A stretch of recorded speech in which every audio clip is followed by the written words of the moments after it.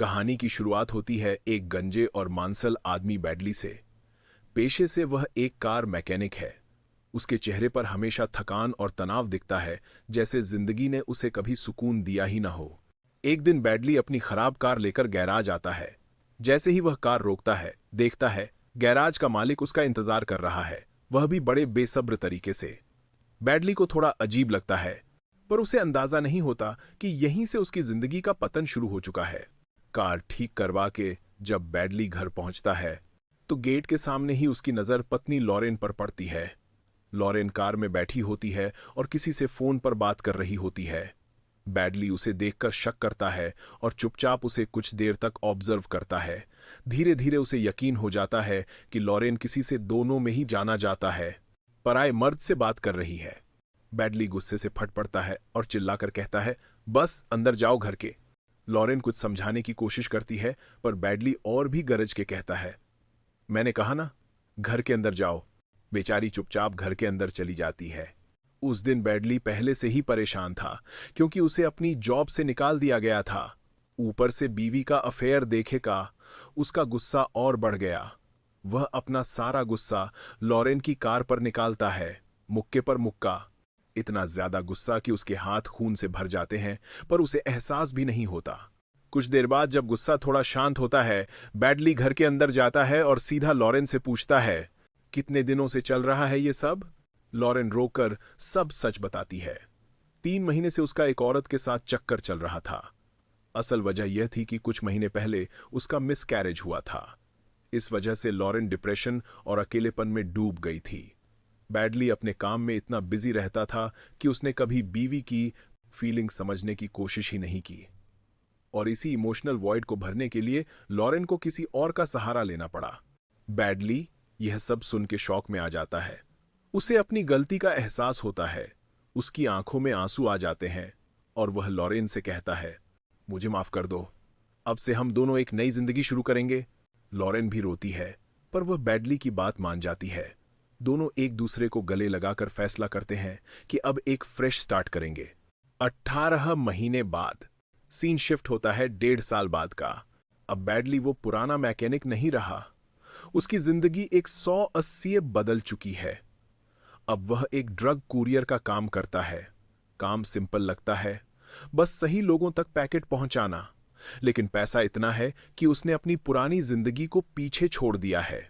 अब उसके पास एक बड़ा घर है, लग्जरी कारें हैं और लाइफस्टाइल पूरा लैविश है। और सबसे बड़ी बात, लॉरेन प्रेग्नेंट है। वो दोनों अपने आने वाले बच्चे को लेकर खुश हैं। बैडली को लगता है जैसे अब सब ठीक हो गया है।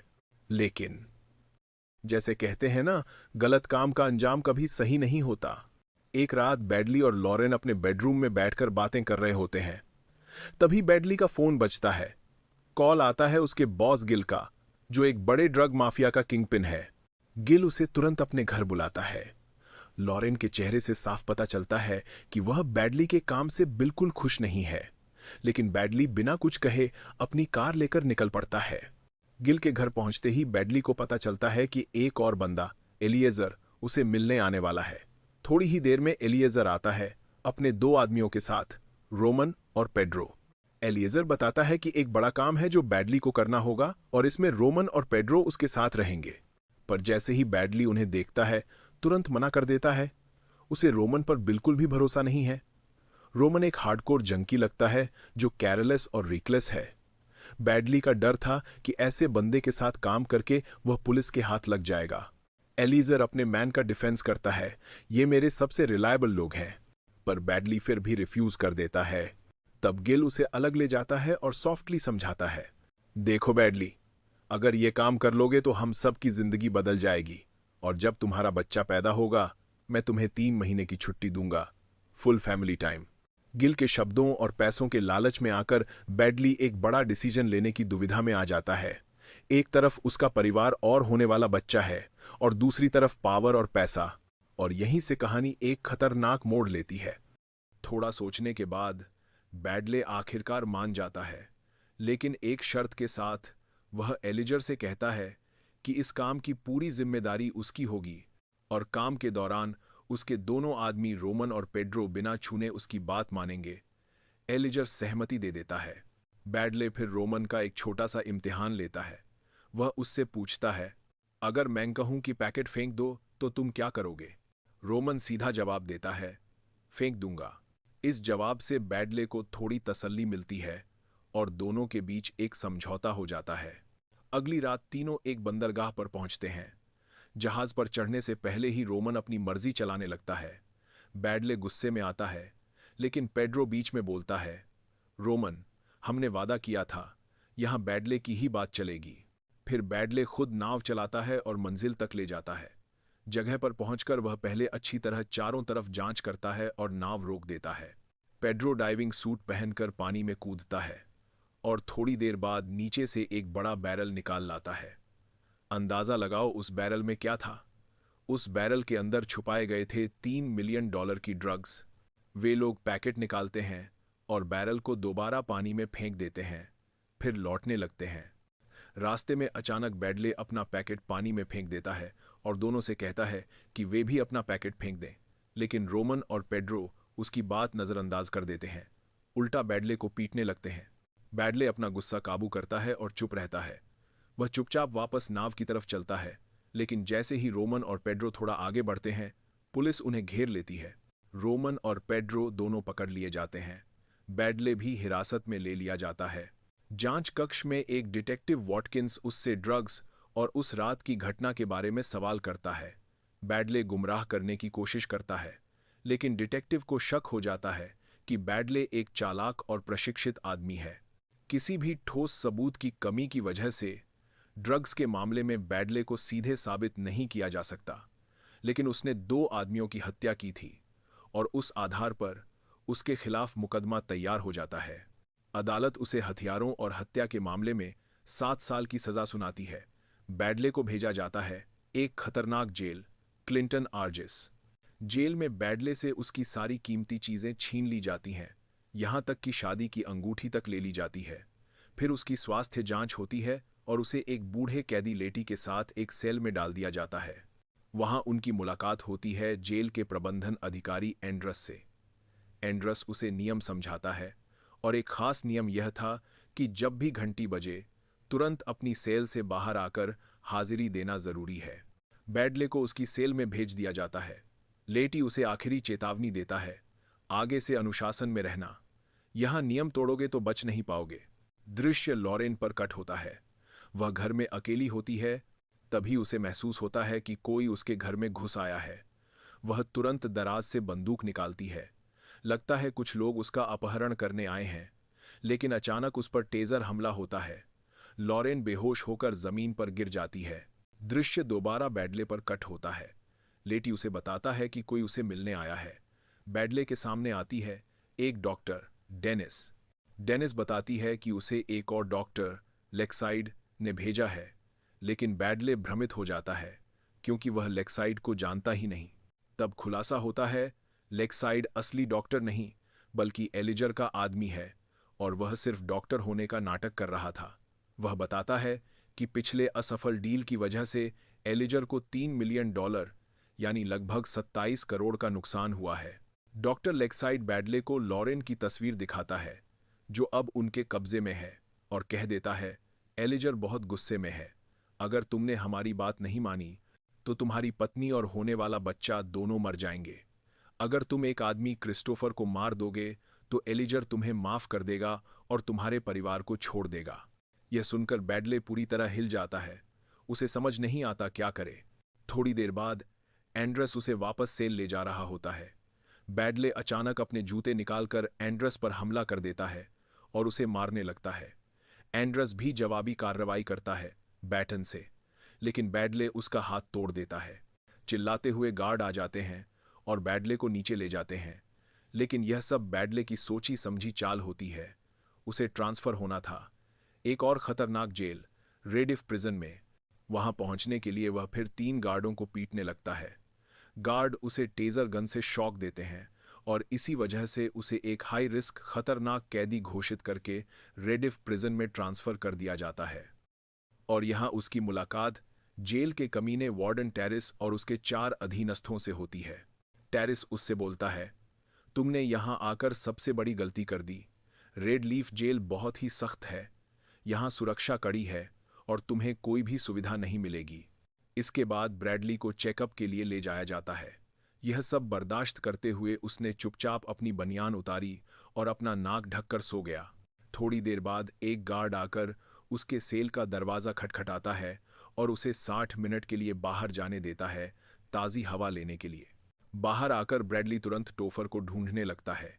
तभी एक आदमी उसके पास आता है जिसका नाम डेरेक था। ब्रैडली ने डेरेक से पूछा, क्या तुम टोफर को जानते हो? डेरेक ने साफ मना कर दिया और बोला, टोफर नाम का कोई यहाँ कैदी है ही नहीं। यह सुनकर ब्रैडली हैरान हो जाता है। फिर ब्रैडली तय करता है कि वह उन कैदियों के ग्रुप के पास जाएगा जो सामने एक्सरसाइज कर रहे थे। डेरेक उसे रोकता है और बोलता है, उनके पास मत जाओ, सब के सब साइको हैं। लेकिन ब्रैडली फिर भी उनके पास चला जाता है।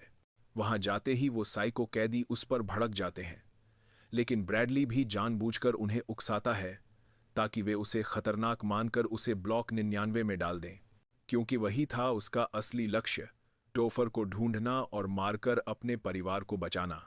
जब लड़ाई बड़ी होती है तो एक गार्ड हवा में फायर करता है लड़ाई रोकने के लिए, लेकिन ब्रैडली फिर से हंगामा कर देता है और उल्टा गार्ड को ही मार देता है। आखिरकार टेरिस वहां आता है और गार्ड्स को बोलता है, ब्रैडली का चेहरा ढक दो।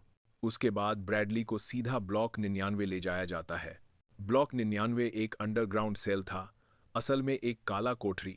वहां पहले उसके शरीर पर रिमोट कंट्रोल्ड इलेक्ट्रॉनिक शील्ड पहना दी जाती है ताकि जरूरत पड़ने पर उसे बिजली के झटके दिए जा सकें। फिर उसे अंदर बंद कर दिया जाता है जहां चारों तरफ कांच के टुकड़े बिखरे हुए थे। टेरिस रिमोट से उसे बिजली के झटके देकर टॉर्चर करता है। सीन कट होता है और लॉरेन ब्रैडली की पत्नी दिखाई जाती है जिसे अगवा करके रखा गया होता है। उसकी हालत बहुत खराब होती है।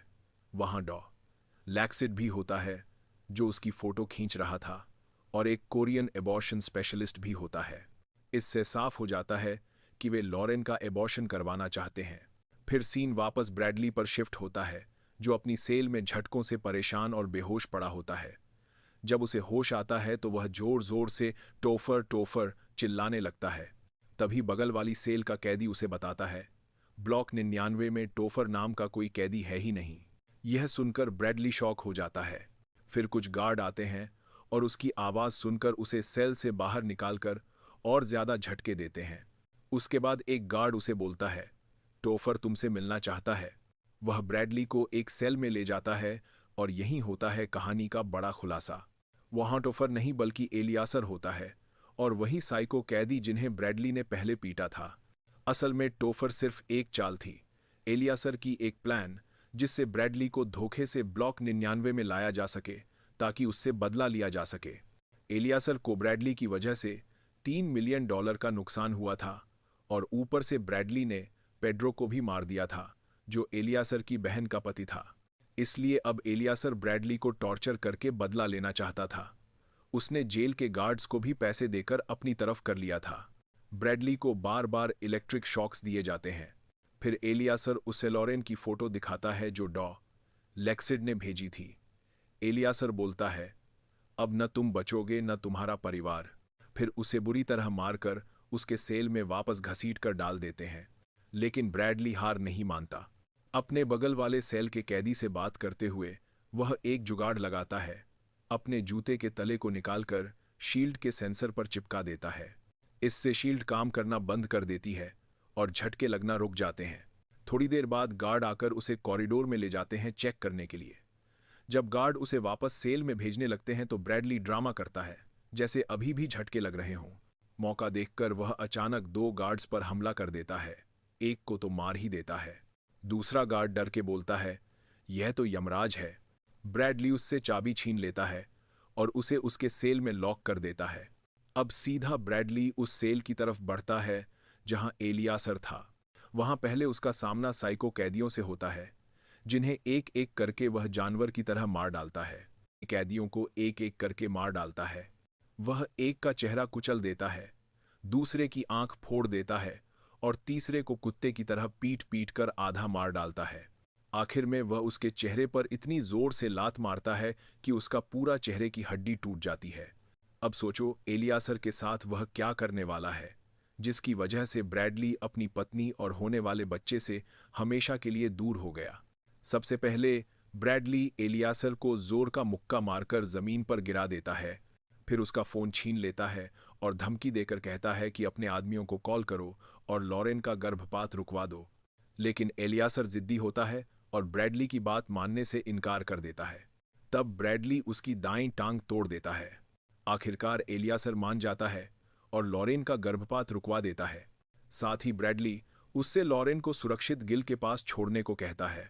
फिर ब्रैडली एलियासर को घसीटकर अपनी सेल में ले जाता है और गार्ड्स के साथ उसे बांध कर देता है। जब वह सेल का दरवाजा बंद करने ही वाला होता है, तभी टेरिस और उसके आदमी आ जाते हैं। टेरिस ब्रैडली से पूछता है, मेरे 2 आदमी कहाँ हैं? ब्रैडली बोलता है, एक मर चुका है और एक अभी जिंदा है। अगर तुमने दरवाजा खोला तो मैं उसे भी मार दूंगा। दरअसल ब्रैडली गिल के कॉल का इंतजार कर रहा था ताकि पुष्टि हो जाए कि उसकी पत्नी लॉरेन सुरक्षित है। दूसरी तरफ एलियासर के कहने पर डॉ लेक्सिड और वह कोरियाई डॉक्टर लॉरेन को गिल के पास ले जाते हैं और उसे सुरक्षित छोड़ देते हैं।